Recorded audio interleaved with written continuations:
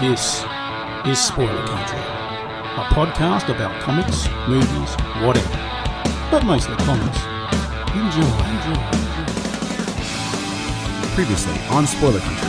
The best thing I ever heard in my entire life regarding trans people, I saw the other day, and it was like, if we can, as humans, as children, and as a generation of young adult males. All right, welcome back to Spoiler Country. I'm Kenric, and that's Johnny Horsley. And today on our show, well, it's a topic we've covered kind of before in previous episodes. A little bit. We're going to do a deep dive. This one's going to be a ratings booster here because it's going to be super interesting. It's a highly demand topic. This one is for the ultra comic book geek. And when I say the ultra geek, I don't mean about specific superheroes, but the history of comic books and what they went through, especially in the 40s, 50s, 60s, 70s. Really, I think the 70s when it started to become lax. And we're, of course, talking about the Comics Code Authority. Yep, the CCA, as it's known in short form. Yeah, and it's a crazy, crazy time. I think, like, you read some of the old comics from the Golden Age, the writing was getting... I thought the writing gets better as you go along. Yeah. You know, and of course the art gets better because people become... You know, they start to come more and more with new ideas and what these things are. But the writing was starting to get better because it started to get more into a young adult, into more of an adult type of medium. Well, yeah. Because all these people grew up. Yeah, it's like with anything. Once with the first iteration of it, you have pioneers of it doing the thing, making the genre, making whatever it is. And then as time goes on, it becomes more acceptable. So other people who have skills in writing or in whatever get into it that wouldn't necessarily have gotten into doing comics beforehand. It's like you look at the industry now and you see the level of writers we have in the comic industry right now. It's on par with movies and TV. It's and books and unprecedented. everything. It really is. Yeah. It's crazy. Yeah. But the thing is the freedom that they had in the comic book realm was in the Golden Age, was a lot. Yeah. You know, and even after, like, I don't know, what do you say is the Golden Age? Is that pre-CCA? Is Golden Age? Yeah. Pretty much Golden Age is anything 1958 and back. So CCA was there for a couple of years in the Golden Age, but really Showcase 4 was like the really big push for the Silver Age. Yeah. Now, I mean, some people argue that Jimmy Olsen 1 was the start of the Silver Age. I mean, if you look at the impact of the book, Showcase 4, which is the first Barry Allen Flash, was what kicked off the Silver Age. Yeah. That's kind of cool. That's interesting. Because it was the first round of new heroes that were created under the code, pretty much. Right. So we have a whole timeline here, and Johnny went through and did literal hours of research. This isn't a joke. He really did way too this. much. Yeah. He says, man, I was up late and had to put this together, and he took a couple days and put this thing together, and we'll go through the timeline, and we'll just start off with 1948. And it's pretty interesting. Unenforced code drafted by the Association of Comic Magazine Publishers. Basically, it's an unenforced code drafter, and it's basically based on the 1930s Hollywood production code. Right, which also is unenforced, but kind of like a set of guidelines you're supposed to follow when making movies or making magazines. Which I don't think is a bad idea. And it kind of, it's like the ratings for movies doesn't really bother me, right? Because, I got a 4-year-old in the house. I like the ratings, actually. And knowing that, hey, it's G-rated, I can probably trust that it's going to be appropriate for her to watch. Right, but there's a difference between rating something to give you guidelines of what it's going to be to view it, and then straight up banning things. Yeah, there's a huge difference totally there. Different, completely different. And the CCA straight up banned a bunch of stuff. So before the adoption of the code, many cities actually had comic book burnings. This is 1948. Yeah, 1948. They're after World War II, and they're burning comics. Yeah. They're burning books. I mean, Hitler was burning books, and we went to war. I mean, this is crazy. And then Talk about an attack on free speech, man. Right. And some cities went ahead and outright banned the crime and horror books. Yeah, crime books were a big deal because, especially in the 40s, they were showing in the Golden Age, not all those crime books ended with the good guy winning. Like the writers were making them realistic to where sometimes the bad guy does get away. And a lot of them were based on true crime that happened in that time. Right. So a lot of them didn't have answers. A lot of them, there was a ton of true crime comics out there. It was the dawn of the horror comics. You know, people were starting to get into, you know, zombies and werewolves and macabre stuff in comics because it was a great medium for it. And kind of funny, Oklahoma City band, Yep. Houston band, and not to put too light on it, but they tend to lean more, we'll say, right. And then, a little more conservative. Yeah, a little bit more conservative. Not a bad thing, just different. And then L.A. County tried, but was deemed unconstitutional in court, which just kind of goes with L.A., which is kind of funny. Right. Makes sense. L.A. tried, and they were told no. So tell us, Johnny, we'll go in. So that was 1948, and then 1954 happens. And why don't you kind of give us the rundown on 1954, because that's just a big year for this.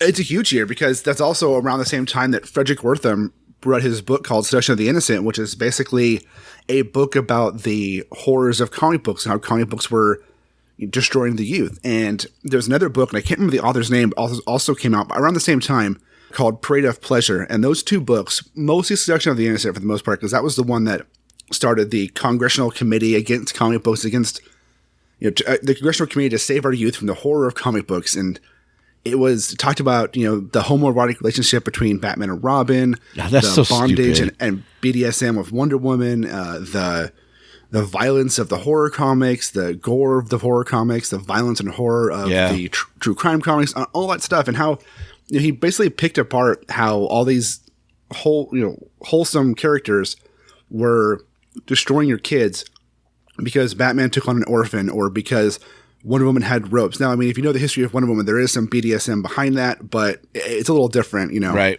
And right. And the book just really ripped into it. And if you ever find a copy of that book, it's worth a lot of money. Seduction of the Innocent? Yeah. It's a red it's a red hardback, and the cover is white with a black stripe, and then red on the bottom. It says Seduction of the Innocent, and goes all about comics. My dad used to have one. I remember reading it as a kid, and it's pretty intense. I mean, it basically says you're the devil if you read comic books in layman's terms. Yeah, it's a nutty thing. Like the whole homo thing with Batman and Robin. First of all, right. If the writers decided at some point Batman was gay, then whatever. I'm not gonna. It's such a minute thing, but they made it seem like he was a child pedophile. Right. And it's just like, come on, man. They made it bad. Yeah, they made it bad. So God forbid that somebody does the right thing and adopts somebody that just lost their parents. Right. It's disgusting that they would put it to that type of depiction. I mean, you can make that correlation if you want to, but you can make any correlation if you want to, You can force a correlation if you try hard enough. Yeah. Yeah. You can find ways to make anything perverted if you really want to. And that's really kind of says something to what Wertham's psychiatric thinking was like, what his thoughts were. You know what I mean? That he looked at stuff like this and thought these things. It's like, what? Yeah. Right. Like comics were, they started out for kids, and then, as things evolve, they start for kids and they grow to teenage adults for teens and adults. And then the stories get more grown up, and they still have the kid stuff there. They still had kid stuff, but like you just said, the audience that was reading that stuff was growing up, and to maintain those audiences, they have to come up with new adult style themes to bring those people back, or to keep them reading. Yeah. Yeah. It's crazy. So if you read through, and we can go through we can probably skim through this here, but or read them all. I don't care. The actual code criteria, because I think it's interesting to go through the actual criteria of the code, because it's I think it's really incredibly ridiculous. Yeah. So the first one is crimes shall never be presented in such a way to create sympathy for the criminal, to promote distrust of the forces of law and justice, or to inspire others with a desire to imitate criminals. So, don't be black in a comic book in the 1950s, because whoa. Yeah, it's just like, you can't show sympathy. I mean, not all crimes are equal, I mean, sometimes people are stealing things, or something happens that there is a sympathetic reason for. Sometimes you gotta eat. Sometimes. So basically, what is the play Les Miserables? They wouldn't be able to do that in a comic book form with these rules. Nope. But actually, do you know how they did get around that? Huh. So they found a way. They found ways to get around the Comics Code Authority if it was magazine size or if it was square bound. You'll notice Classic Illustrated were all square bound back in the day. So they didn't have to. Classics Illustrated didn't have to abide by the CCA because they were square bound, because they were technically not comic books; they were square bound magazines or whatever they would word it. If crime is depicted, it shall be as a sordid and unpleasant activity. What does that mean, Johnny? You can't enjoy it. No smiling while doing crime. Well, what about Batman? He was smiling through the whole Bob Kane, Bill Finger era. Right. When he has carrying a 45 and shoot people in the leg. Oh, hey, real quick, because I just said Bill Finger. You know what I love? Is I was watching Gotham the other day, and across the screen says Batman characters created by Bob Kane and Bill Finger. I know. It's amazing they're doing that now. I love it. I love it. It's really cool. So what's the next one? Policemen, judges, government officials, and respected institutions shall never be presented in such a way as to create disrespect for established authority. Wow. So no such thing as a crooked cop or a crooked judge ever in the world of comics, apparently in the 1950s and 60s. Right. Never, no revolution, no rebellion, nothing. Well, even further than that. I mean, this code technically held until 2011, so. Yeah, this is crazy. Criminals shall not be presented so as to be rendered glamorous or to occupy a position which creates a desire for emulation. So no pro wrestling. Right. Well, I mean, the theme here in the first couple here is, to deter crime. But like, I mean, really, like, who's going to go read a comic book and go, I'm going to go rob a bank now because I read a comic book. Right. Well, this is harking back to, people thinking D&D was making people go crazy and jump off buildings because they thought they could fly. Well, it's like the whole video games cause school shooters thing right now. It's like, no, they don't. It's not true. Well, they've done so many studies on violence in video games and whether violent video games cause kids to be violent and do shootings, and they've found that all of the school shooters, mass majority of them, don't play video games. It's a lack of mental health help. Yeah, it is. It's really is. It's a totally different thing. Anyways. Next one. Go ahead. You want me? Go ahead. Okay. In every instance, good shall triumph over evil, and the criminal punished for his misdeeds. Now, you know what that meant? That meant that every issue had to end with the good winning. That means you could never have a cliffhanger where the bad guy's in the lead. Oh my God! I learned something today. Every issue had to wrap up. Oh my God! Scenes of excessive violence shall be prohibited. Scenes of brutal torture, excessive unnecessary knife and gunplay, physical agony, gory and gruesome crime shall be eliminated. So, no Westerns? Yeah, so basically what that means is you're going to get cartoon Bugs Bunny violence, which is nothing. And you can't have it. Totally eliminates the entire horror genre and Westerns and true crime genre out of comics. So did they literally stop doing Westerns during that time? Westerns kind of stopped. I mean, they found ways around it with the gunplay and stuff. They had the Rawhide Kid and they had other Westerns. And Westerns were huge then, right? Yeah, they were huge. So I think Westerns kind of got a pass on it. They were allowed to use the guns, but they didn't you notice they wouldn't shoot them a lot, Yeah, I think a lot of this is attacking the horror genre, which was ginormous in the 50s. Well, William Gaines completely believed, and this is actually a note I have down here, he 100% believed the CCA was aimed at him to end his horror comics. And he was the owner of EC? He was a publisher of ECI. He fully believed that the CCA was created, most of it was created to stop him from publishing his horror and his crime comics. Well, with this next title or this next rule, I can see it. No comic magazine shall use the words horror or terror in its title. Which was like 4 or 5 of his titles at the time. Oh my God. That is crazy. Yeah. Next one is all scenes of horror, excessive bloodshed, gory or gruesome crimes, depravity, lust, sadism, and masochism shall not be permitted. Right. So there you go. No horror comics. I mean, how can you do horror without some of those things, Right. Nothing fun. I'm still. I guess you could do Scooby-Doo. Yeah, you could do Scooby-Doo, but even that might be a little excessive. Jeez, man. I got an issue of Eerie #4 coming my way, and I'm so excited. Yeah. And it's pre-CCA and everything. Pre-code. Yeah. All lurid, unsavory, gruesome illustrations shall be eliminated. Oh, my God. See, the problem with this is whose definition of lurid and unsavory and gruesome are you using? One of the things they also targeted was like the Wally Wood Good Girl art, where it was, kind of like the pinup art in comics where they'd have like this, the sci-fi westerns where they'd have like, the girls in the sexy costumes. This code also eliminated that stuff too. Wow. Inclusion of stories dealing with evil shall be used or shall be published only where the intent is to illustrate a moral issue, and in no case shall evil be presented alluringly, nor so as to injure the sensibilities of the reader. That is the full-on, knowing is half the battle. Right. And that also, if you think about, if you read that one and read into it, that takes away the whole story dynamic of making the bad guy sympathetic to make the turn at the end more important, or make the outcome big. Because if you can sympathize with both sides, it makes that ending of a story that much sweeter in the end. Yeah. And, if you have your hero being tempted by the devil and at the end turns righteous, that temptation there really kind of helps build that character up. So it takes off a whole huge section of character building. Here we go.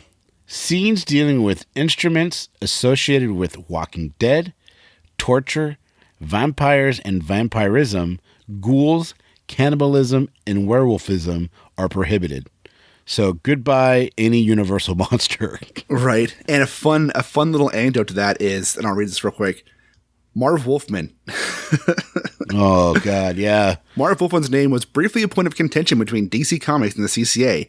In the supernatural mystery anthology House of Secrets number 83 from January of 1970, the book's host introduces a story as the stuff that dreams are made of as one told by a wandering wolfman. All capitals lettering made to distinguish between Wolfman and Wolfman with the capital W as to be a name. The CCA rejected it and flagged the Wolfman reference as a violation.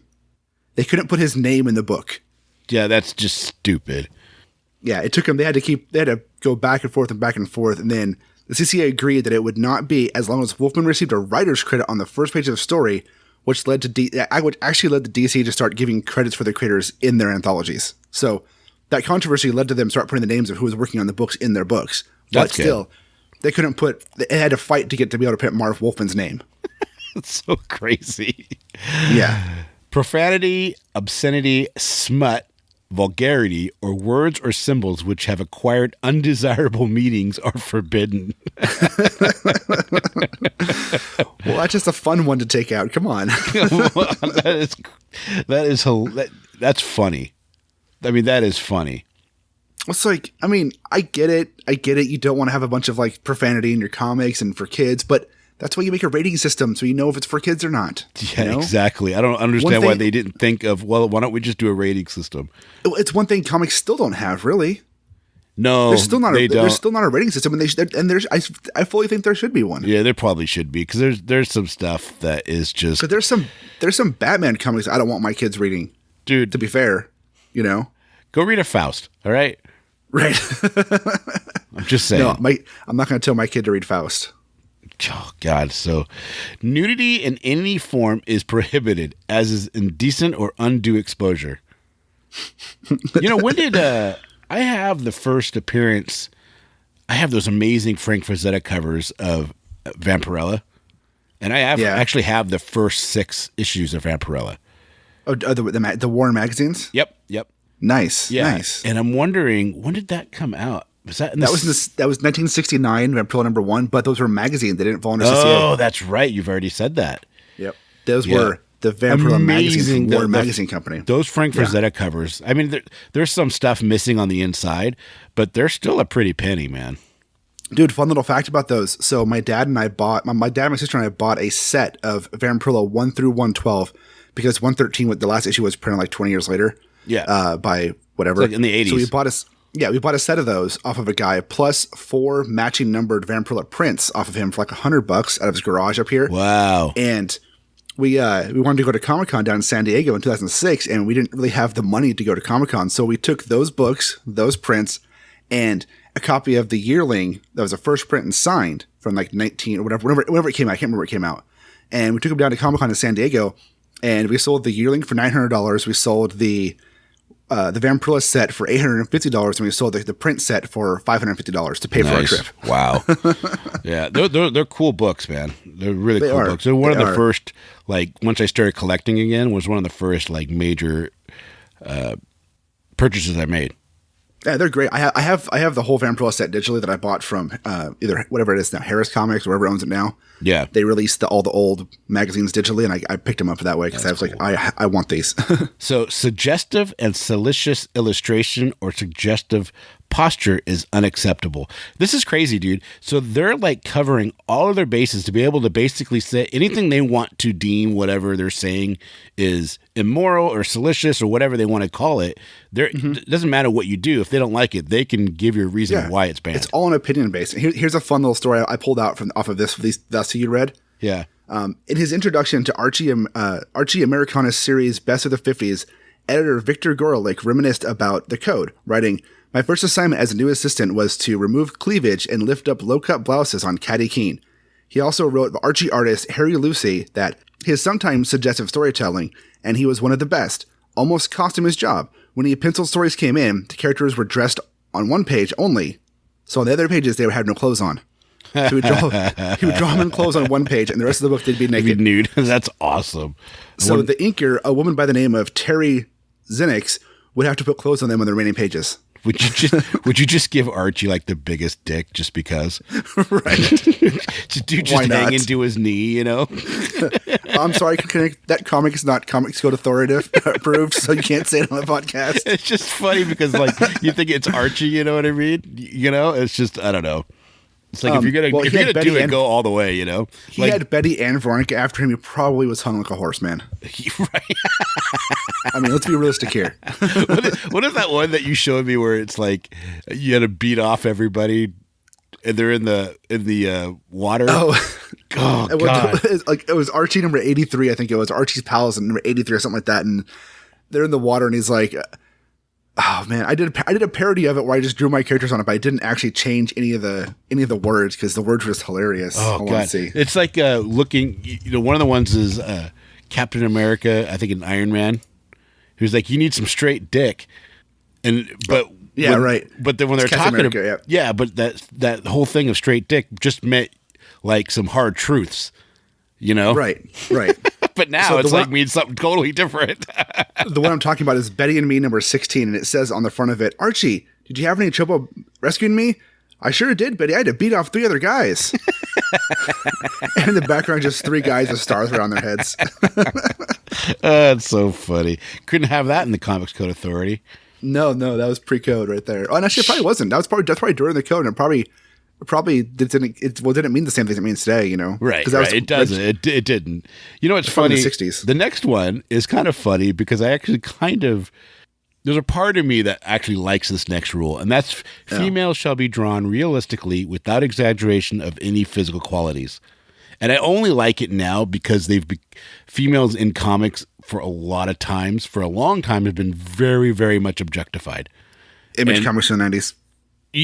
Well, yeah, especially Image Comics in the 90s. But even before that and everything else, they're always, you know, in pristine physical shape. They very always skinny, very large top, boobs, very round ass. And I kind of like that, even though there are girls like that. I mean, that's a real physical trait on some girls, but it's not every single one of them, you know? Right. I don't think you need to make it a rule that you can't do it, but just you know, maybe people just, you know, grow up and draw people more realistically or draw people less like that.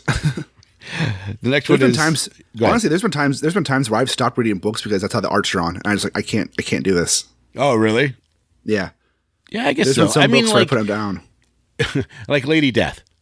Yeah. Talking about an over-exaggeration, it has taken me out of some of those stories, even though the original storyline is great.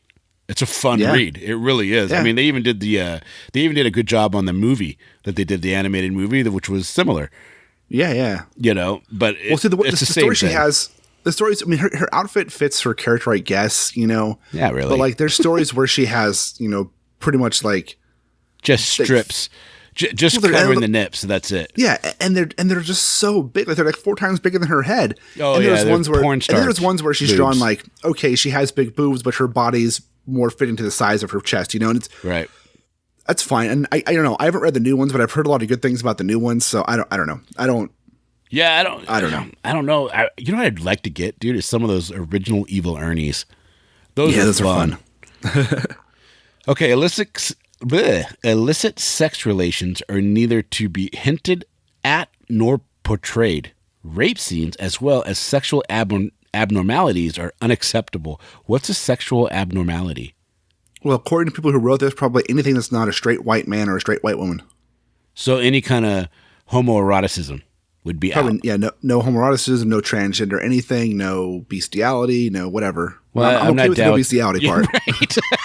I'm just saying, I'm okay with that part. We're okay with the chicken lover on South Park. That was funny, but anything beyond that, it's a little too much. I like how they have rape in here like 4 different times. Seduction Right. and rape shall never be shown or suggested. Well, you already said that in the rule right above Right. that. But really, I mean, if you take away seduction and you take away, I mean, as horrible as you take away rape from the ability to tell stories without putting an age gate on them or a rating system behind it, again, if you're trying to tell those darker edge stories, you miss out on a huge character building opportunity because Well, rape happens, and it's unfortunate, happens, yeah. but it does. it happens and it does, and it can be used to help define a character or build a character or give a character reasons. So, you know, It and really or, make you hate that bad guy. yeah, or like I said, or destroy a character too. Yeah, Right. You know, I'm not saying I want to read stories with rape in them. That's not what I'm saying. I'm just saying it's an element that is there. Yeah, just because I don't know, just banning anything from an art form is bad in my opinion. I agree. Sex perversion or any inference to same is strictly forbidden. So that is worded really weird. Yeah, no sex perversion or any inference to same. What an inference to same is odd. It's oddly worded. It's strictly forbidden. It almost seems like that is specifically for people that are gay. Yeah, I mean, very much so. Like, you can't talk about it. You can't mention it. You can't hint at it.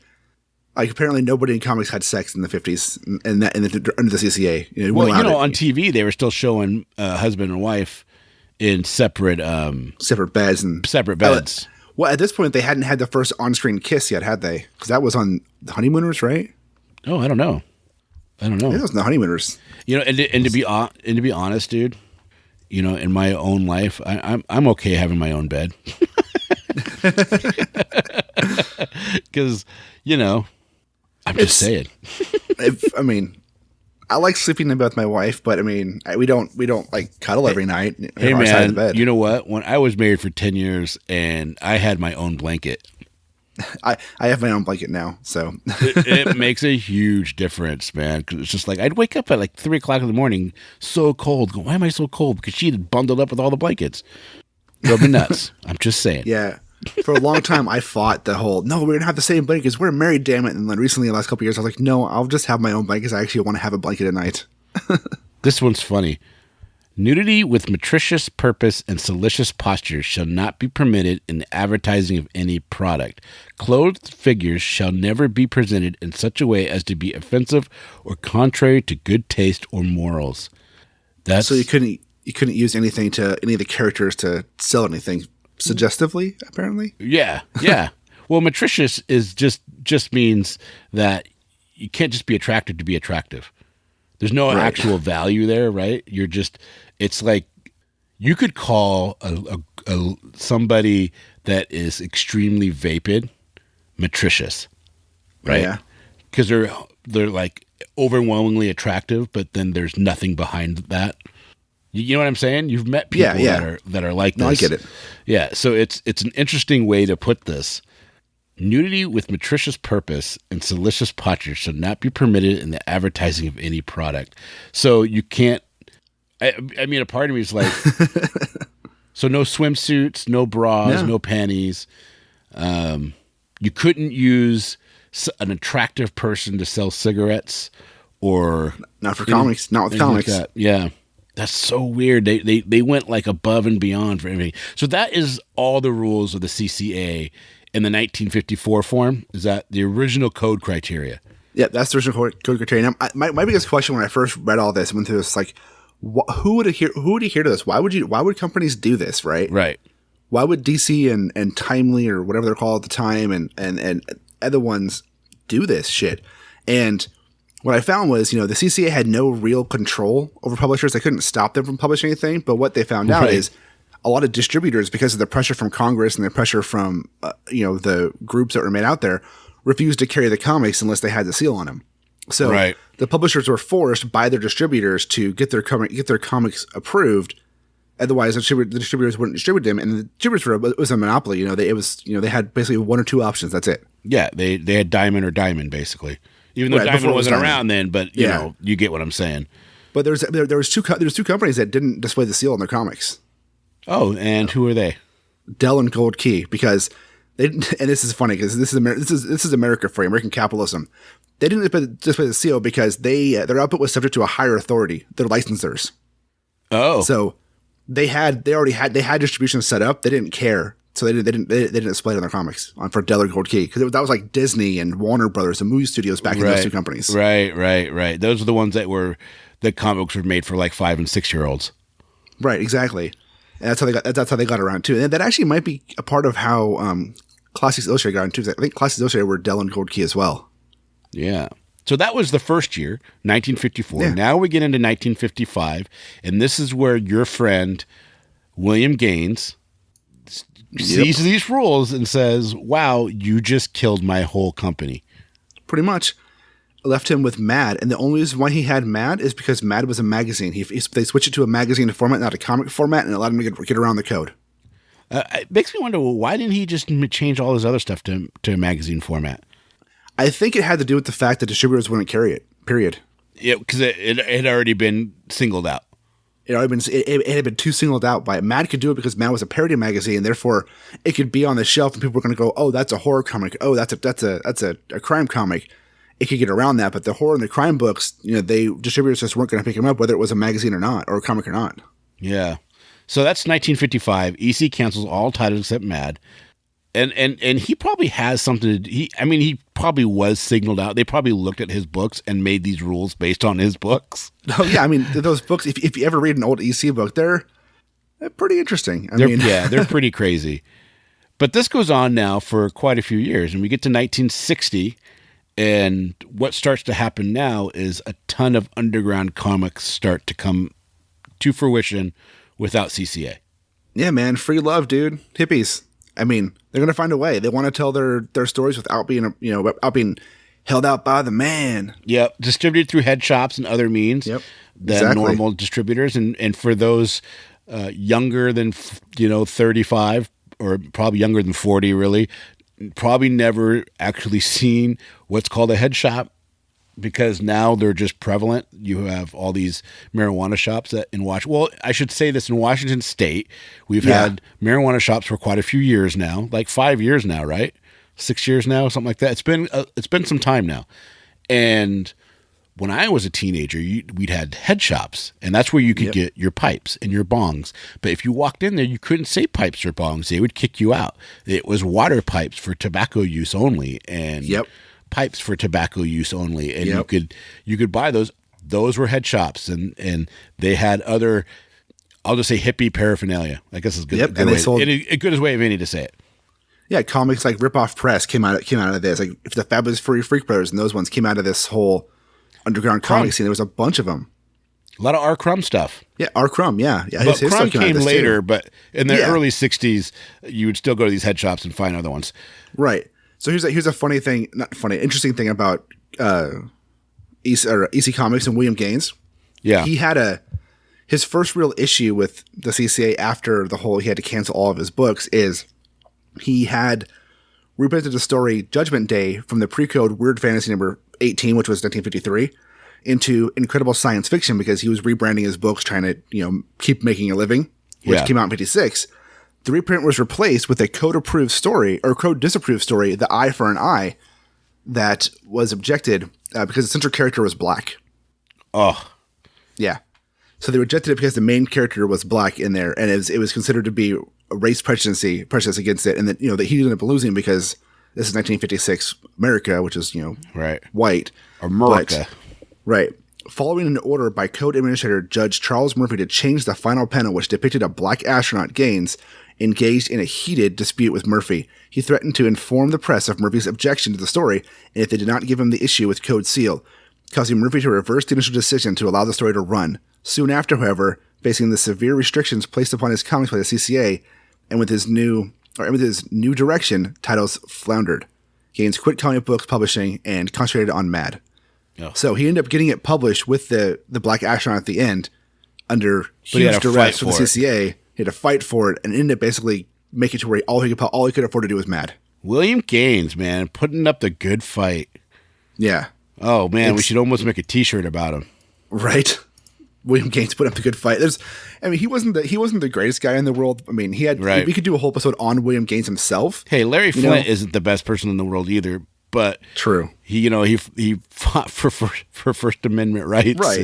And so did William Gaines. And so did William Gaines. There's just two different types of people, and crazy. So this goes on for even longer, 1967, and finally, I think 67 cracks start to come through, where the CCA approved its first drug story in Strange Adventures number 205, and that is with who? So Strange Adventures 205 is the first appearance of Dead Man from Neil Adams. That's cool. Which is cool. I had that issue, and it's such a cool issue too because Dead Man's a cool character. He was an acrobat that's dead and interesting. And in that story, he's fighting heroin importers, which is he's doing the good thing.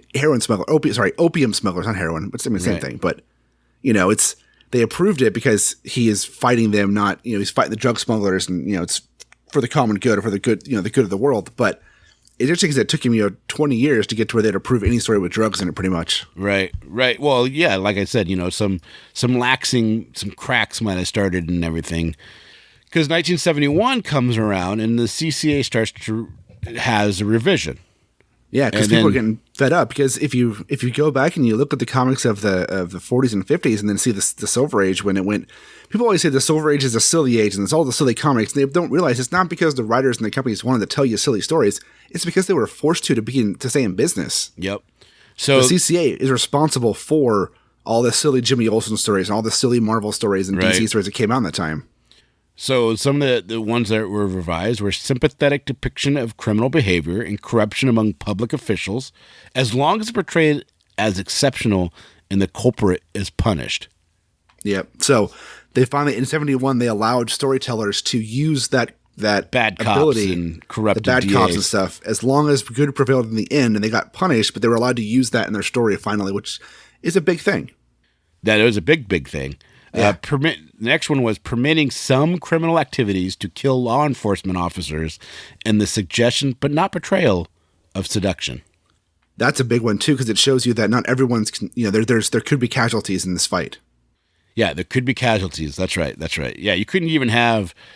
So if you had like in 1958, you'd had 100 bandits fighting 3 cops, and then 3 cops were just nobody dies. Nobody dies except for the bandits. Somehow they arrested them all. Somehow they ran out of bullets because they couldn't hit a barn. Right. We had 100 pairs of handcuffs.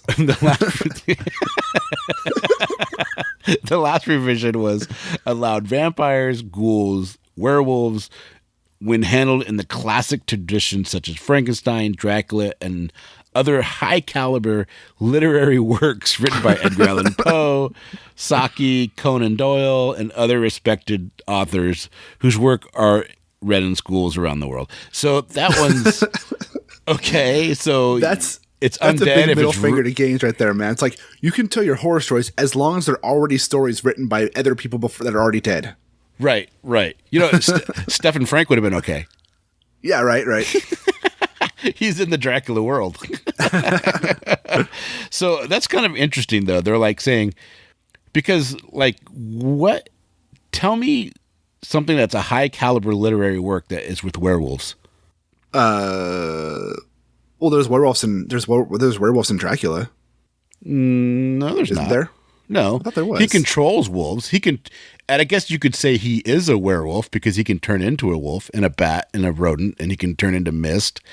Yeah, but there's nothing that is particular about, well, there's werewolves particular. I don't know. I'm just saying I don't know of any except for like the Wolfman, but that was let's just say the 1950s, right? There's the Universal movies Wolfman, which came out in like the 50s, I guess. I don't know. Yeah, something I can't remember the year that came out. Let's look it up actually.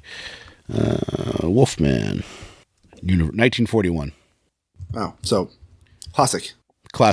Yeah, that is a classic film. Have you ever watched it? And there's the first werewolf story was The Man Wolf in 1831 by Leach's Ritchie. Okay. It deals a werewolf in an 11th century setting. But it's not up there with Frankenstein or Dracula. And then to put Edgar Allan Poe in that, it's just kind of cracked me up. Because have you ever read Edgar Allan Poe stories? Yeah, I don't know of any of them that are actually scary. They're not. I mean, they're interesting. They're maybe for the time when they were written, they were scary. The Telltale Heart, when I first read it, it was not scary, but it made you think. But because I was probably like 12 or something like that when I read it. Yeah. So I mean, it gets you going. Oh, there's a heart beating under the floorboards and stuff. But it's not scary. It just makes you think about what's going on. Yeah. So so 1971 gets even more interesting because in May, a publisher that you wouldn't think would thumb its nose at the CCA does. Well, I think, and it's with the title. Well, to me, it's like of all the titles and it's Marvel. Let's just put it out there. If Marvel. All the titles Marvel could have done this with, doing it with Spider-Man, they're probably at that time their most popular book. Yeah. And to say, we're just going to release this without even going through the CCA. By this time, Marvel was big enough that they can say, no, fuck you, distributors. You're putting this out whether you want to or not. Yeah, it's not. If we pull everything, you're done because they had the money and they had the ability to go somewhere else if they wanted to. They did. And there's a whole other history of distributors that we could actually do a full episode on sometime that I've actually done some research on already. Yeah. About Marvel doing just that and kind of effing things up. Yeah, well, Marvel and DC are always going to be the two biggest. Well, I don't know if they're always going to be the two biggest. Historically they have been. Historically have been. It doesn't look like they won't be any time in our lifetime. No, not with Disney backing Marvel and Warner Brothers backing DC, Right. So it's interesting that Marvel took the stand. I think it's during a time, though, that you had somebody like Stan Lee that had all the ability in the world to make a decision, and that's what's going to happen. And it came with the Spider-Man dealing with LSD. Yep. And the kid taking acid and then jumping off and then basically committing suicide. I guess it's the only way to put it. Yep, Spider-Man 96, 98. Yeah, and it's actually a really cool storyline. If you watch the PBS special where they did, I think it's 4-part miniseries or a 2-part miniseries where they go through the history of comic books and they talk about this particular thing. And we've talked about this in the past on another episode. I can't remember which one it was. But you know what? Just start from the beginning, listen to all of our episodes, and you'll find it. And then when you find it, let us know what it is, and then just keep listening. So, and then do it again. Yeah, and you put here, who gave Stan Lee the idea? And because I think this is interesting. It is. It was the U.S. Department of Health, Education, and Welfare came to Stan Lee with the idea to make a story talking about drugs. Yep, but he knew that the CCA would never approve this.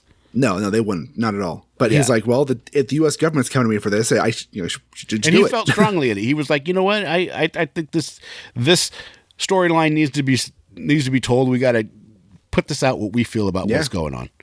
So absolutely. So what happens? They put this thing out, and what do not the general public, but the comic book public, and when I mean the comic book public, I mean like the other writers and artists that are at other companies and within Marvel say when they see this happen? Well, I think it comes to the whole thing like, then everyone's it's in any topic, any discussion, in any scenario, everyone's afraid to be the first one to do something. And then once someone breaks that ice, the gloves are off. And it's like, oh, they did that. It means we can do that. Right. They just said, this is May and Marvel does this. And it's interesting because we put here that CCA admin Leonard Darvin was ill and there was an acting administrator, John L. Goldwater, and he refused to do it. He refused to grant Marvel the code. He was also the publisher for Archie Comics too. Which is interesting. Yeah. And so Marvel went ahead and printed it. And then what did Carmine Infantino think? Over at DC Comics, he was very critical of Lee for putting on a book without the code on it, saying that DC would not do a drug story unless the code changed. They would refuse to do it unless the code would allow it to do it, saying it was a bad deal. Now, that was Infantino, who was the publisher or the publisher of DC at the time, it's almost like he had to oppose it just simply because he's DC and that was Marvel doing it. Right. But I mean, the artists and the writers were like, oh, this is going to open us up for some more stories, stuff we can do with stories. And Neil Adams even says once Marvel did this, everybody else was like, this is awesome. Yeah. This is something we've been waiting for one of the big guys to do, was this right here. And then we get the classic, which I actually own, which I love it. The classic I almost said 1985, number 85, Green Lantern, Green Arrow, My Ward is a Junkie, which shows Speedy shooting up with a hypodermic needle. Yep. He's a heroin addict. And it's crazy. It's an amazing cover by Neil Adams. And that is a Comics Code approved drug story. That one actually got approved. So after it was from May when Marvel did theirs and Spider-Man unapproved to September, they started to approve them. Yeah, that's so crazy. Yeah. and then the funniest one I think on this whole list. I'm going to let you do this one. What's going on still in 1975 when we think about zombies? So in 1975, you can do horror books again. So they start having things like, the House of Mystery, House of Secrets books are going on. You've got like Swamp Thing around coming out. You've got, Dracula, Man Thing. You've got Dracula on the Marvel side. You've got Blade the Vampire Hunter and stuff like that. Dracula is great. Right. But zombies are still a no-no. You still can't do zombies. So Marvel starts calling them Zuvembies. Just add some letters to it. Why not? So they're not zombies. They're Zuvembies. Oh my God, dude. If I was doing The Walking Dead on TV or the other one on Sci-Fi, do you know the other? I can't remember the name of it. Yeah, there's another zombie one on Sci-Fi, and I would totally start calling them Zuvembies. What the hell are these Zuvembies, man? Marvel will probably sue you, though. Yeah, right. Hey, don't say that. Marvel's going to get us, man. Yeah. But that's just funny. Zuvembies. Like, come on. So things are starting to lax quite a bit by this time.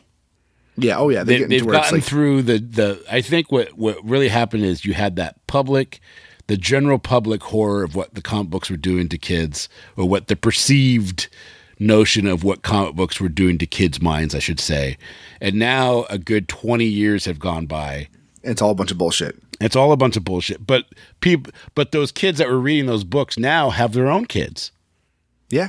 And they've grown up and they're writing these comic books now. And so those rules have started to quite relax. And in 1980, rules on violence lack, and both DC and Marvel both print code-approved comics that actually show decapitation, which was a huge no-no in the 1950s. Yeah, because you couldn't do that at all. Right. It's allowed. And then we have in 1980s for me is a golden year of comic book. It's a golden age of comic books, even though it's not the golden age of comic books. For my reading, it's the golden age of comic books because that's all the storylines of the X-Men and Spider-Man and late 70s, early Batman. 80s, you get a lot. You're still in the Comics Code world, but it's a lot more lax, and storytellers are allowed to tell stories that have depth to them for the first time, where even though it's still, at this point, it's still a rule that, the good guy has to win at the end of each story. Late 70s, early 80s, they weren't enforcing that rule at all, because you have, the Dark Phoenix saga and all the Claremont stuff from the early 80s, and, what was going on in Batman with Tim Drake. A lot of sex suggestion. Yeah. A lot of stuff happens. I mean, Frank Miller wouldn't have been able to do anything if they were enforcing those kind of rules. Yeah. Same with Alan Moore. I have the book where I want to say it's the Avengers. It was with Miss Marvel, where somebody from another dimension comes, rapes her, and he dies. That's Miss Marvel. That's her origin story. And then she gives birth to the guy that raped her. Yep. And then they end up getting married and take off. And it's so fucked up. It's like, what? It's so out there. I have that one somewhere. I can't remember which title it is. Yeah, that is. So that's actually, I believe that's Marvel, Captain Marvel, who does that, who rapes her, impregnates her with himself, and then she gives birth to him, and they get married. It's a really effed up. Yeah, it's a story. Weird. Yeah, if you go to YouTube and search just Miss Marvel or Carol Danvers origin story, you'll read that. There's a video out there. I can't remember who it's by. I think it's maybe Comic Story or something like that. Yeah, that goes into depth on it and tells you all about it. And it's crazy, man. That's a fucked up one. But obviously, the CCA rules have completely lax at this time. And, and a lot of people are not even... They're submitting the books, but I think it's just like... It's just going right through. Because 89 now, comics decide to adhere and display the code, which is kind of weird. 1993, Bongo Comics decide to adhere and display the code. I don't even know. I don't even know who Bongo Comics is. They publish Simpsons comics. Oh, okay. Because like Caliber Comics and who did The Crow and Dead World. All these companies came out in the 80s and 90s that just didn't. Yeah. Just Image. I don't think Image ever did. 2001. Marvel Comics finally abandons the code, and that's the first big one to say we're done. Yeah, they're like, no, we're out. Yeah, 2010, only DC, Bongo, and Archie still adhere to the code in 2010. Late 2010, Bongo abandons it, and then finally in 2011, DC and Archie both abandon the code, and it is no longer on any comic books that I know of. No, it's not. The CCA is actually completely abandoned. Now, funny little side story. I'm going to try and find her name, but towards the end, like the last decade of the CCA, all the comics were submitted. I think it was at least the last 10 years of the CCA, probably longer, but they would all be submitted to the CCA. However, publishers never waited for them to come back with an approval. They didn't care. They just slapped it on there as being approved. They submitted it. That's all they cared about. And towards the end, there was just one lady. She was the only one who would, quote unquote, approve the comics. They would all be sent to her. But as far as I know, she never actually read them. And she just approved of. Well, and nobody cared about the approval. Like DC, Marvel, I don't even know why DC kept doing it to 2011 or Archie, because they didn't wait for the approval. They just submitted it and then put it on there like it actually meant something, and nobody cared about it. Yeah, yeah. Well, I think a lot of people didn't even understand what it meant anymore. No, yeah. It's like, a lot of people, I remember not my parents knew about comics, but my friends' parents being like, oh, if it has the CCA or the Comics Code Authority seal on it, then it's approved and okay for kids to read. I'm like, that's not what that means. That's not what that means. Right. That's crazy. So there's a process to submitting your books.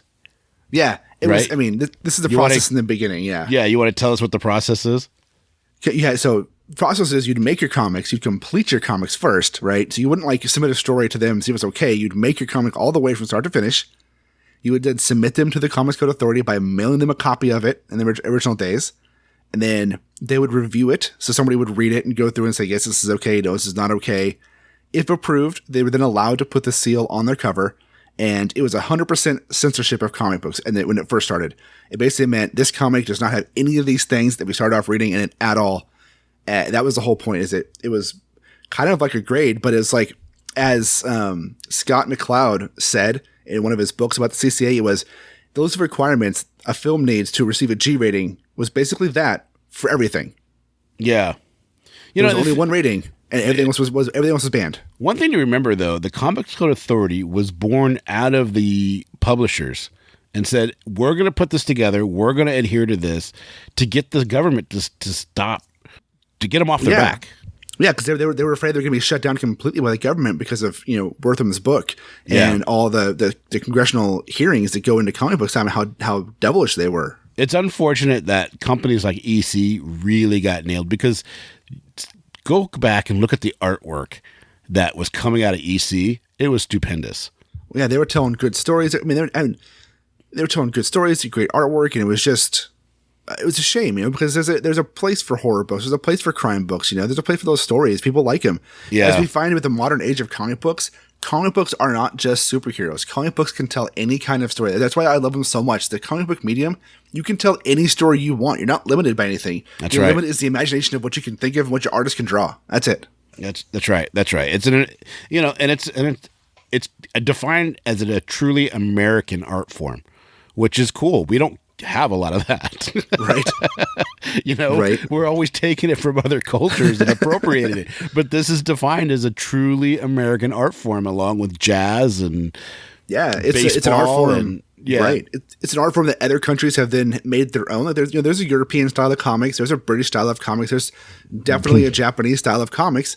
But it all comes back to the American style, which is where it started. And I think we're in a time now that's, post-code, where indie comics are getting more, because of our current state of technology and whatever's happening with the world, not just Marvel and DC are prospering. You're seeing a lot of indie books or self-published books or non-Marvel DC books get a lot of traction to get movies made and get TV shows made and people reading them that are telling these stories that, would never be published under the code, and the big two would never publish. And it's a great time to be a comics reader right now. Yeah, it is.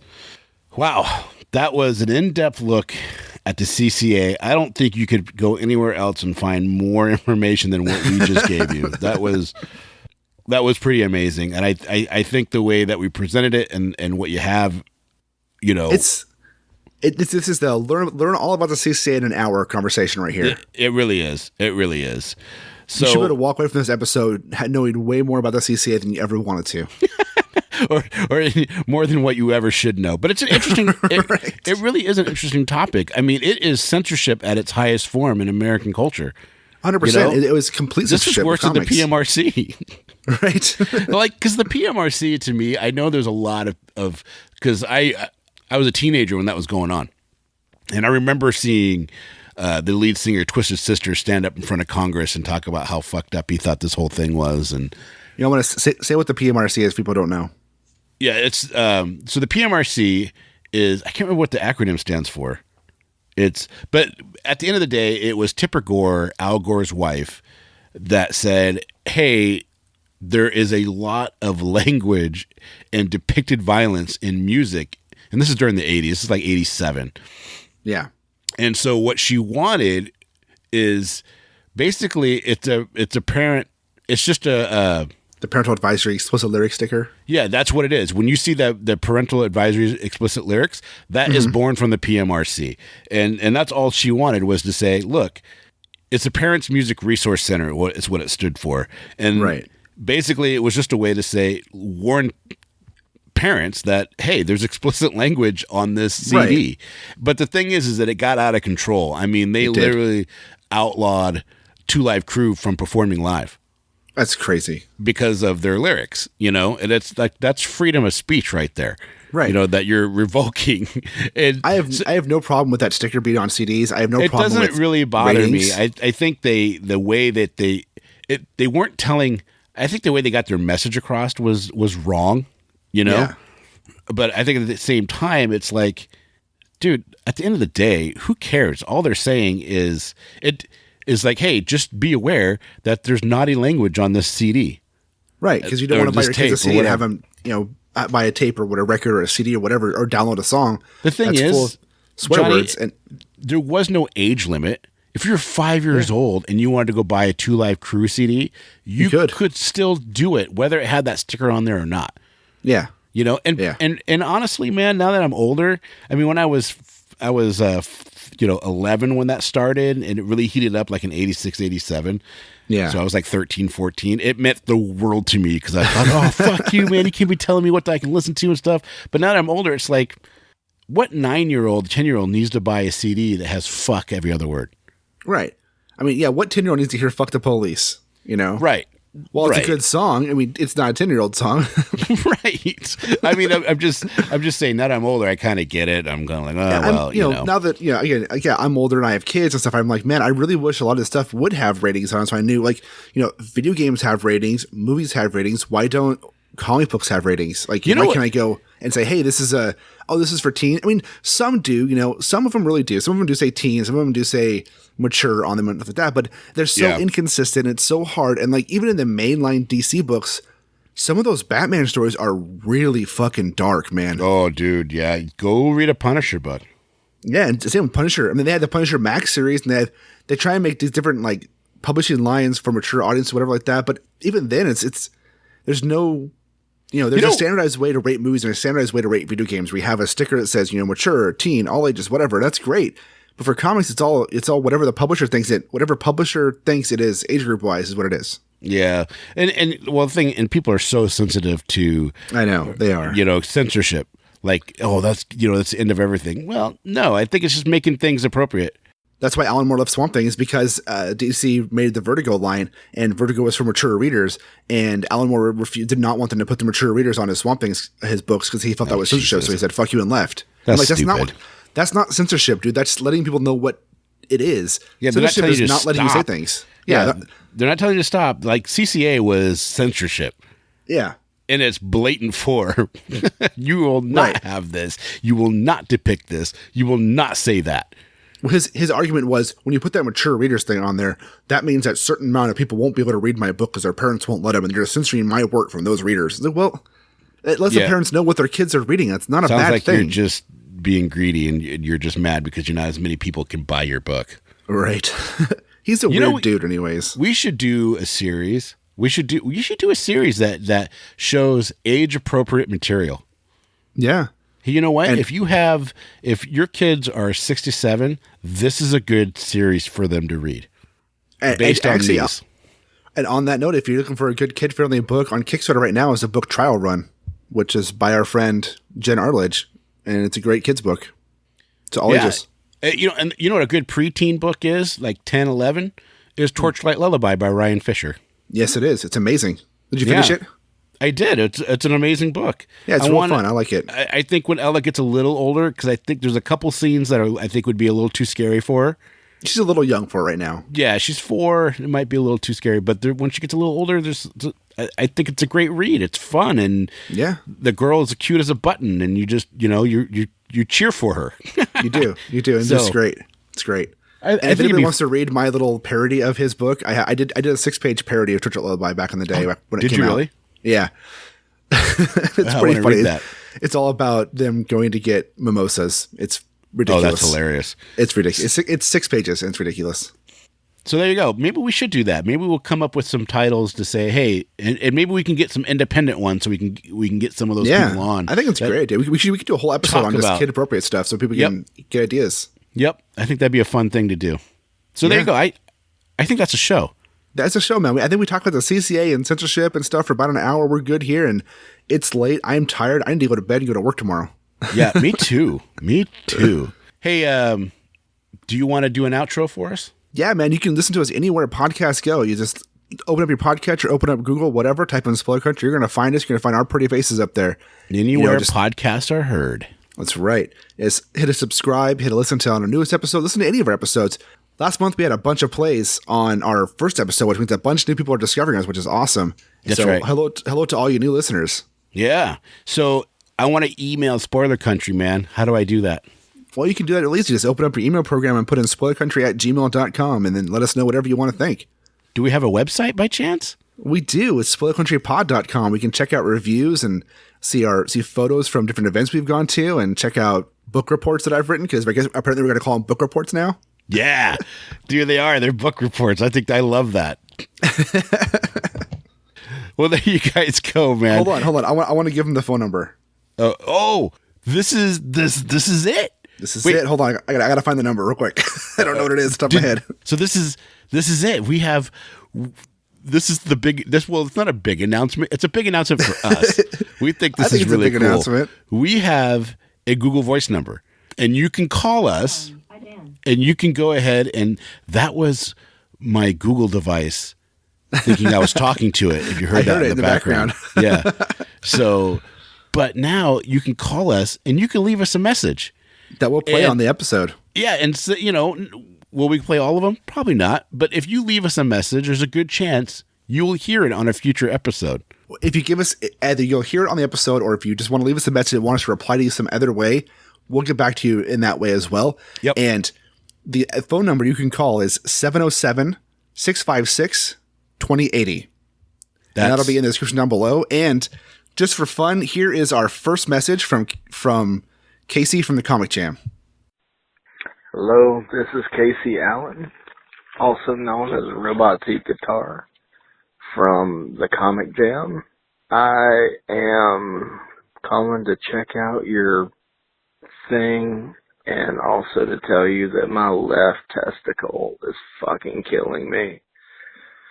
All right, have a good one, buddy. So thanks, Casey. Hopefully your nuts feel better. Did you have that cut out? No, I'm leaving it in. Okay. Well, I think that's everything we have to say. Thanks to Casey's left nut. Yep. Thanks, man. Hopefully it gets better. Johnny, thanks for all the research. That was amazing. Yeah, man. And don't forget, guys, open your mind and read more. See ya.